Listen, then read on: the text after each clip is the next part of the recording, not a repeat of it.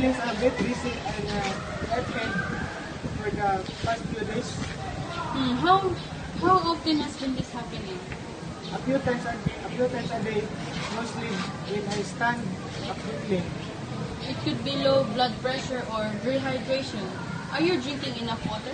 I don't think so. I will pretty busy. Okay, let's make sure you're staying hydrated and I'll check your vitals to rule out anything else. Okay. Good. Thank you.